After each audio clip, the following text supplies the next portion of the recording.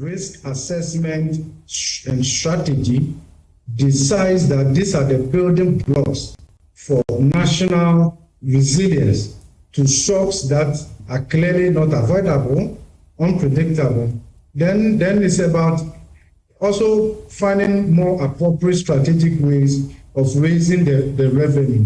And I think it has to be done over a certain period of time and all of that. That is how I see it. Until then, for lack of this, what is going to happen and what has happened over the years? In fact, if you look at the data, Winston, if you look at the economic boom during Nkrumah's time, a little bit of history, I don't want to say if you remember. Because I wasn't there. Yes, because you were not there. Now, if you look at the fact that inflation was very low, practically low until 1965, thereabouts, when we introduced the CD, the major shock Nkrumah had to contend with was commodity prices that declined significantly. That already tells you if you build an economic transformation that is heavily based on a single product or industry, you are vulnerable in the first place. So many decades after that, we are still talking about the stability of our currency that is significantly determined or anchored on gold, export earnings. That itself tells you there's no resilience there. With the slightest shock to that, we are exposed and all of that. So it's about striking a good balance, building buffers, building sovereign wealth, sinking fund. They have their own trade-offs. They have their own trade-offs in terms of opportunity cost that we need to manage because we don't have the basic building blocks for resilience, for certain level of luxury that someone can expect from us. And here, let me give you a couple of examples. Okay. Our analysis of the impact of COVID-19 shocks, crisis over the years, the differences, right, in terms of the marginality from one country to the other actually has more to do with the internal shock absorbers countries have built. And at this stage, we are talking about those at the macro level, fuel, because fuel plays a Hello, Professor Bokpin. Yes, go ahead. So the fact that Ghana more often will become more. Yes. We lost you briefly, but you go ahead. We're listening. Go ahead. So is it better now? It is better now. Go ahead. Yes. Yes, please go ahead. We're listening. Ghana will become a bit more exposed simply because of vulnerabilities in our own economy. Sorry, is it better now? Yes, please, it's better. Go ahead.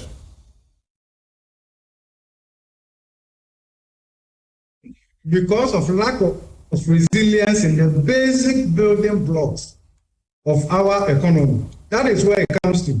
The bigger pictures and all of that, we can talk about that. And I think Mr. Kumi also mentioned about FOA, because FOA plays a key role in so many things that we do and all of that. But I'll give you a couple of examples here. Since independence, the sustainability of our economy is still based on primary commodities. There is no way you can talk about resilience within that context. More than 70% of Ghana's export earnings are still driven by primary commodities. In fact, the same percentage, you can see that from the literature right from independence. From independence, more than 70% of our export earnings were still driven by primary commodities. We are still talking about the same, almost the same percentage now. When we say we have done well, it's more of the same. So how do you talk about resilience? Your economy is only resilient because the negative events we are seeing now tends to disproportionately benefit gold. And therefore, we are getting some gains from there. What if the crisis had come from the perspective of commodities? What would have happened to us? So over the years, decades, we have not really structurally transformed this economy. We haven't diversified this economy. Earlier, I spoke about the lack of fiscal connectivity, transportation, and the rest of them. So if you are determining national resilience for crisis management and strategy, the building blocks goes beyond just focusing on one product or industry. You are looking at diversifying your economy so that shocks in one line of the economy, once you lose in one line of the economy, you also gain from another line of the economy so that your resilience is a bit more stronger going forward. Then you're also talking about social cohesion, right? Social cohesion. And once you are doing all of this, you are doing so to ensure regional balance. There is a lack of regional balance in our development strategy. And once it happens that way, you realize that when there are crises, we have internal migration because the impact becomes more in certain districts and regions, and therefore there's a migration to urban and peri-urban areas where there's unlimited infrastructure and the rest of them. We don't have the shocks.